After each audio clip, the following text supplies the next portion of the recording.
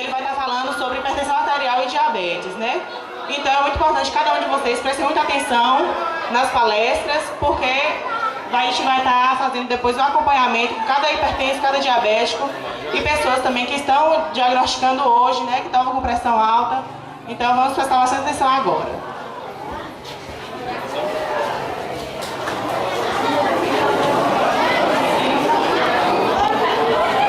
Bom dia a todos, mais uma vez agradecendo a presença de todos nesse evento, né? Um evento muito importante, onde vem esclarecer mais uma vez sobre a hipertensão arterial, diabetes e outros maus crônicos que afetam a população.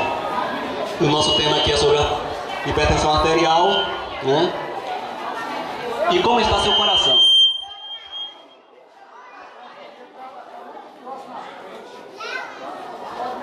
Oi. Ei.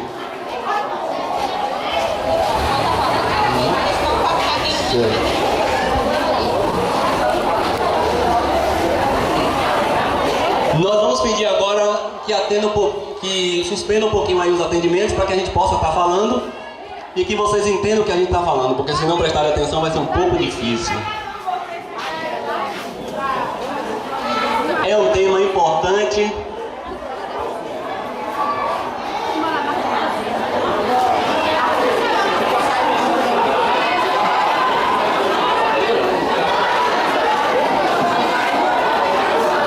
Aí no fundo está conseguindo visualizar aqui? Atenção, por favor. Quem está aí no fundo consegue visualizar aqui?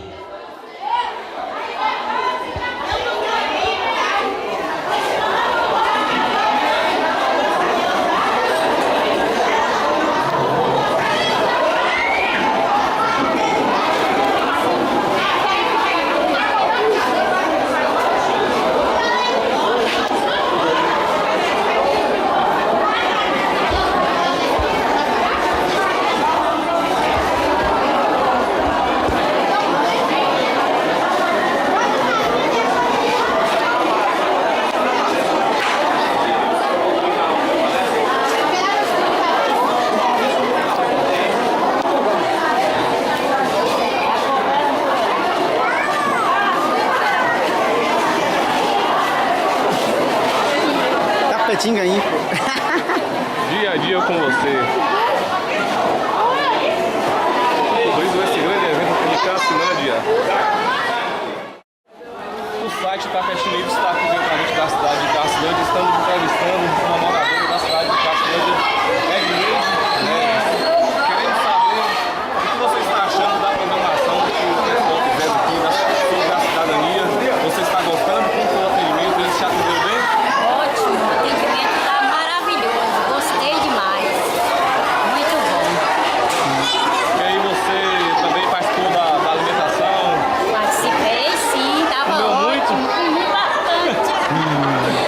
Então, quero agradecer a sua presença por esse momento e quero desejar um bom dia para a senhora e que a senhora permaneça nessa disposição. Verdade, eu gostaria de falar também, né, que é um trabalho muito bom, né, o trabalho aqui da saúde. Eu sou hipertensa, né, sempre que eu preciso eu procuro o posto médico, né, na pessoa de Tayane, que é a enfermeira, e ela é uma excelente enfermeira e atende a gente muito bem, né, ela é uma pessoa paciente, atende, né, a pessoa que procura. Lembrando que daqui a pouquinho tem sorteio de brinde, viu, pessoal? Contém o prefixo psi, que significa alma ou atividade mental, e o substantivo motor, que é o que produz o movimento. Então, toda integração de movimento em benefício da organização corporal. A psicomotricidade tende a favorecer o domínio do movimento corporal e a relação que o sujeito vai estabelecer com todo mundo ao seu redor. Na gerontopsicomotricidade ou a psicomotricidade para o geronto, que são os adultos um pouco mais velhos, né? Nos últimos anos, nós temos assistido a uma mudança na demografia da população mundial. Atualmente existem no mundo cerca de 370 milhões de pessoas com mais de 60 anos.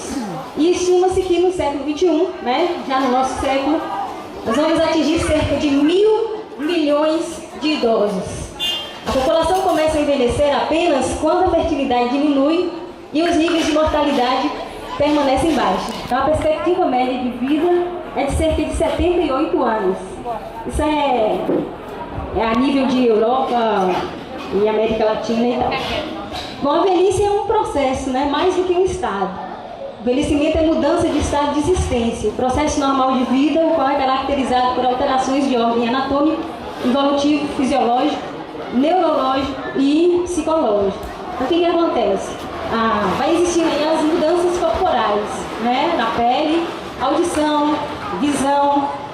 Nós vamos perdendo algumas funções. Entramos no processo de involução. Quando nascemos, é no processo de evolução, que vai até uma certa idade, e depois nós entramos no processo de involução. Então, a forma de envelhecimento depende dos múltiplos fatores, tais como hereditariedade, estilo de vida e estresse. Como o Dr. Paulo falou, dependendo da nossa qualidade de vida, né, nós teremos uma velhice mais saudável. Os objetivos da psicomotricidade na terceira idade: aumentar a autoconsciência e a autoestima, reconhecer o processo de envelhecimento, isso é muito importante. Às vezes nós entramos no processo de envelhecimento, muitas pessoas, conhecem muitos idosos, que não aceitam ainda a perda de algumas funções. E aí trazem muitos problemas do tipo emocional, psicológico, porque não conseguem mais funcionar da maneira que agiam antes. Então, compartilhar experiências com os outros, manter o bom estado de saúde, preparar-se na realidade para a velhice. Ver a velhice como uma fase da vida e facilitar o envelhecimento da saúde bio, psico, emocional, social, etc.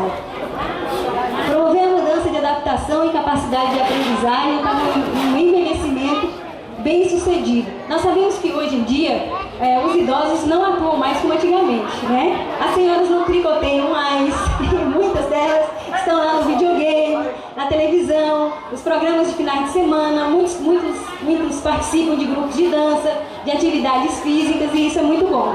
Então, promover a educação para a saúde, o relatório, exercício, nutrição, higiene, a função do psicomotricista, promover uma imagem positiva do envelhecimento. Então, nos aspectos biológicos do envelhecimento, o que acontece conosco? O que vai acontecer comigo? O que está acontecendo com todos nós? Um número de modificações ocorrem no órgão molecular celular, o que contribui para uma diminuição progressiva na capacidade do corpo para manter a sua viabilidade.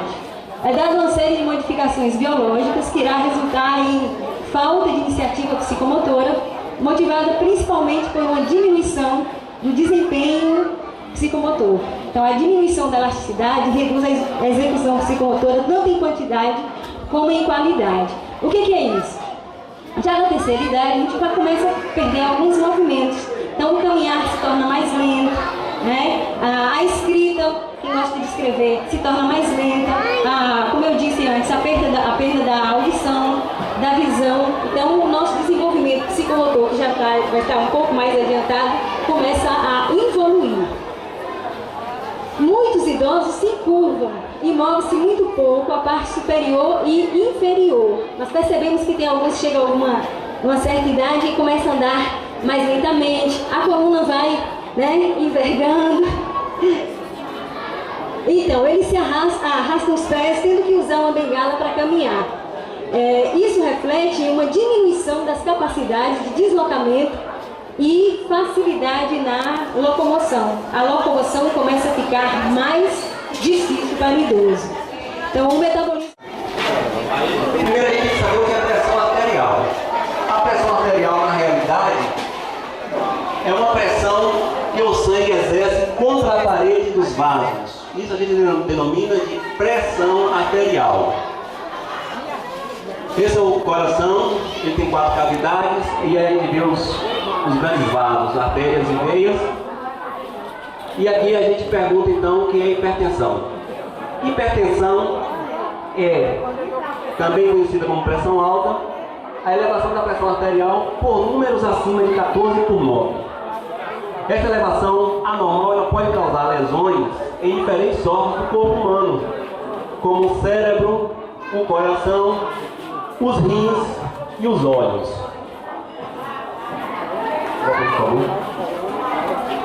Essa é a nossa circulação. É uma circulação fechada de sangue venoso e sangue arterial, onde o sangue venoso é oxigenado nos pulmões e aí sai já oxigenado para todos os órgãos.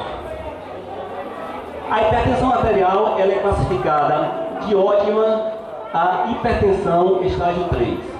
Quando é que nós temos uma pressão ótima? Quando a pressão está abaixo de 12/8. Essa é uma pressão considerada ótima. Uma pressão normal ela deve estar abaixo de 13/8.5. Já no limite, é aquela pressão que está entre 13 e 13.9, entre 8.5 e 8.9 a diastólica, que é a pressão baixa.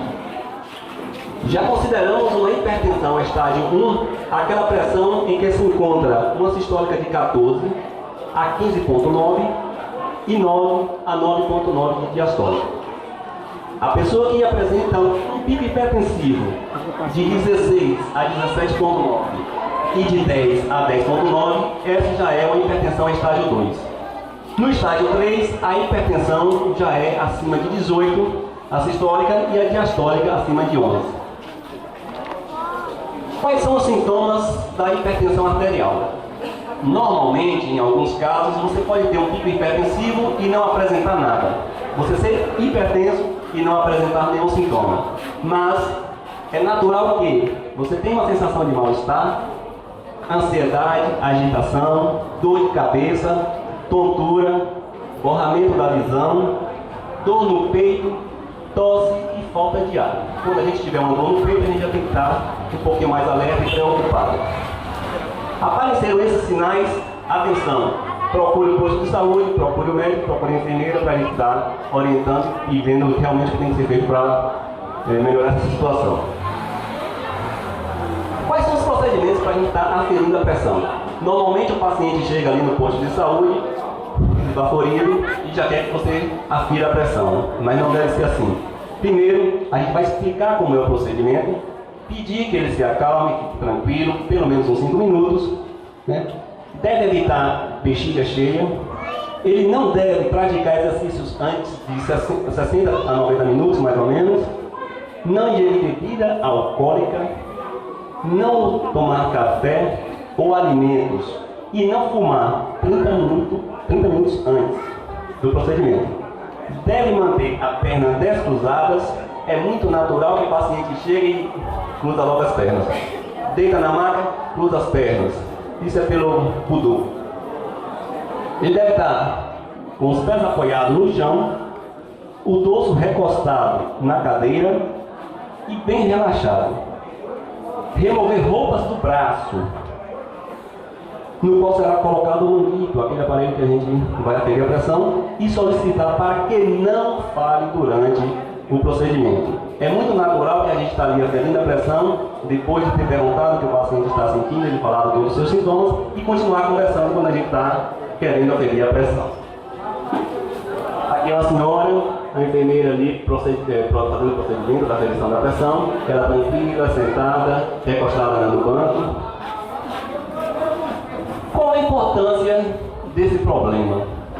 A elevação da pressão arterial ela representa um fator de risco independente, linear, contínuo para as doenças cardiovasculares. Quais são as complicações que levam à pressão alta? Um paciente que tem pressão alta, mal controlada, ele pode ter doença cerebrovascular, um derrame comumente chamado, que é o AVC ou AVE, uma doença arterial coronariana, que é o infarto, uma insuficiência cardíaca, que é a dilatação das câmaras do coração, uma insuficiência renal aguda, depois crônica, e uma doença vascular de extremidades, que são normalmente as úlceras. Aqui nós temos um paciente mostrando ali um problema cardiovascular cerebral, né? Que leva ao infarto. Aquela figura não está muito nítida por causa da claridade, mas ali é uma figura que você encontra na carteira de cigarro ou mostrando que o cigarro também é perigoso para o derrame. Aqui nós temos a dor típica de quem está infartando. Para quem fuma também, o cigarro é um fator de risco, como vamos ver adiante. Aqui é uma imagem nítida e bem clara no raio-x de uma insuficiência cardíaca. A área do coração, que é essa mais branca, está aumentada. E aqui é mais ou menos como fica o coração em uma insuficiência cardíaca totalmente dilatado, que a gente também chama de